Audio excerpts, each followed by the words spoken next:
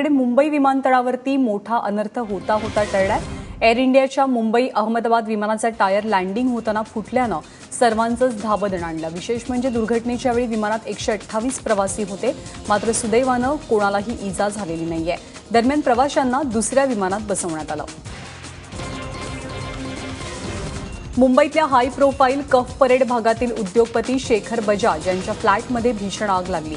आगीमध्ये होरपळून 2 नोकरांचा मृत्यू झालाय, तर बजाज यांचं कुटुंब थोडक्यात बचावलंय।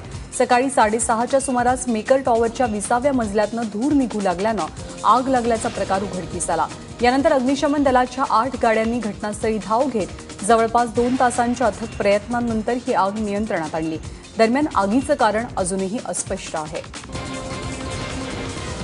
मुंबईतले खड्डे बुजवण्यासाठी दिलेली डेडलाईन संपल्यानंतर पालिका आयुक्त अजय मेहता यांनी दादर परिसरात खड्ड्यांची पाहणी केली। Road chief engineer Sanjay Darade यांच्यासोबत त्यांनी ही पाहणी केली। मुंबईच्या खड्ड्यांवरून पालिकेत सध्या चांगलंच रणकंदन सुरू आहे। नागरिकांना सुद्धा या खड्ड्यामुळे चांगलाच त्रास सहन करावा लागतोय। मनसेने एका अभियंत्याच्या हातात अभियंते खड्ड्यांना दोषी असल्याचा फलक दिल्यामुळे या प्रकरणी चांगलाच भडका उडाला होता।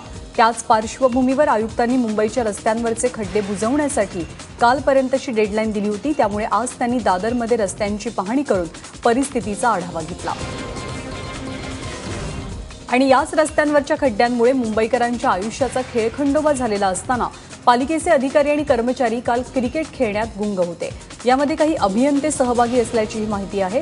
दरम्यान महापालिका आयुक्तांनी क्रिकेट खेळणाऱ्या अधिकाऱ्यांवर कारवाईचं आश्वासन दिलंय, तर मनसेनं संबंधित अधिकाऱ्यांचं निलंबन करावं अशी मागणी केली आहे। स्वतःची डेडलाईन आम्ही दिलेली आहे, ती दिवाळीच्या पूर्वीची आहे।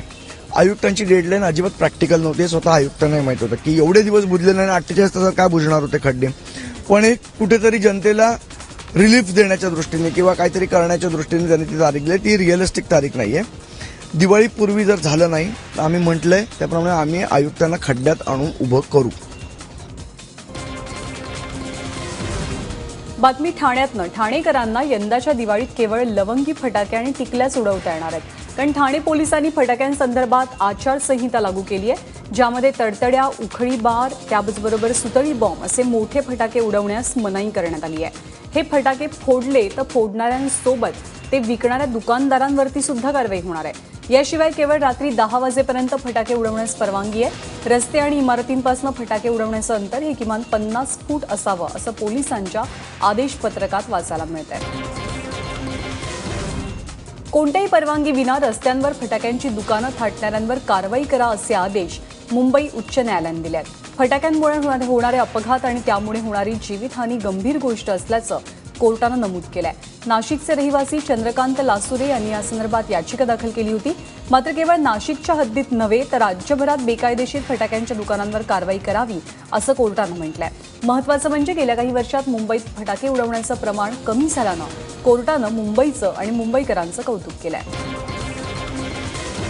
बातमी कल्याण डोंबिवलीतल्या पालिका कर्मचाऱ्यांच्या प्रतापाची। पालिकेच्या ग प्रभाग क्षेत्रातील कार्यालयामध्ये फेरीवाला विरोधी पथकानं चक्क दारू पार्टी केल्याचं उघडकीस आलंय। सोमवारी रात्री 9च्या सुमारास 3 ते 4 पालिका कर्मचाऱ्यांची दारू पार्टी सुरू होती। पार्टीची चाहूल पत्रकारांना लागली असता कर्मचाऱ्यांनी या ठिकाणावरून पळ काढला। कार्यालयातील तळमजल्यावरती असलेल्या फेरीवाला पथकाच्या स्टोर रूमला बाहेरून टाळं लावल्यामुळे पत्रकारांना संशय आला।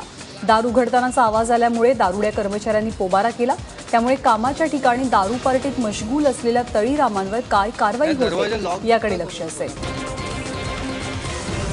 सदर क्लिप मी सकाळी पाहिली आहे, त्याप्रमाणे जे वॉर्ड ऑफिसरना फोन करून त्याप्रमाणे अहवाल सादर करण्यास सूचना दिलेल्या आहेत। व्हिडिओ क्लिप माझ्याकडे जे आले ते त्याच्यामध्ये स्पष्ट कर्मचारी दिसत नाही, त्यामुळं रात्र पाहिलं कोण कर्मचारी होते याची चौकशी करून जे वॉर्ड ऑफिसर यांना अहवाल सादर करण्यास सूचना दिलेल्या आहेत। यानंतर पुण्याला हादरवून सोडणारी बातमी। कोथरूडमध्ये घरकामाला जाणाऱ्या महिलेची भर रस्त्यात हत्या झाली आहे। शुभांगी खटावकर असं हत्या झालेल्या महिलेचं नाव आहे। पहाटे 5:30 वाजता शुभांगी खटावकर या दुचाकीवरून राहुल नगर भागात कामाला जात होत्या। त्याचवेळी हल्लेखोरानं धारदार शस्त्रांनी त्यांच्यावर हल्ला केला। हत्येनंतर मारेकऱ्यानं दुचाकी घेऊन पळून गेला। दरम्यान ही हत्या नेमकी कोणत्या कारणातून झाली याचा तपास सध्या पोलीस करतायत। सकाळी 5:55 वाजताच्या सुमारास कर्वेनगर भागात राहुलनगर रोडवर यातील मयत शुभांगी ही 31 वर्षाची स्त्री स्कूटरवरून कामाला जात असताना यातील आरोपीने त्या ठिकाणी दबा धरून बसून तिच्यावर धारदार शस्त्राने तिच्या मानेवर आणि डोक्यावर वार करून तिला गंभीर जखमी करून तिचा खून केलेला आहे. याबाबत अलंकार पोलीस स्टेशन येथे खुनाचा गुन्हा दाखल केलेला आहे. यातील आरोपीची देखील आम्हाला माहिती मिळालेली आहे आणि लवकरच आम्ही यातील आरोपीला अटक करीत आहोत.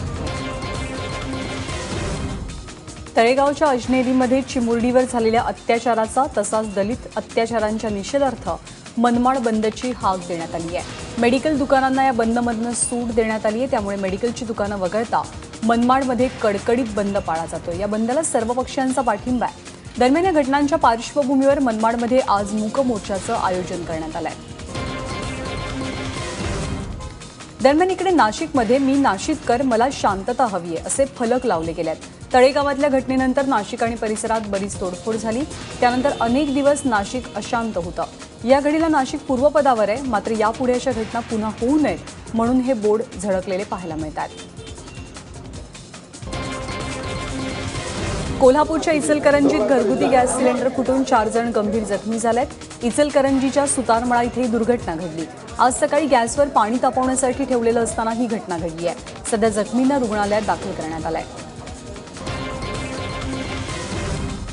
मुंबई विमानतळावरील अनेक विमानांची उड्डाणं रद्द करण्यात येणार आहेत. छत्रपती शिवाजी आंतरराष्ट्रीय विमानतळावरील 2 धावपट्ट्यांच्या डागडुजीचं काम सुरू होणार असल्यामुळे ही उड्डाणं रद्द करण्यात येतील. त्यामुळे ऑक्टोबर-नोव्हेंबर दरम्यान मुंबईतनं होणार असलेली 2100 उड्डाणं रद्द केली जाणार आहेत.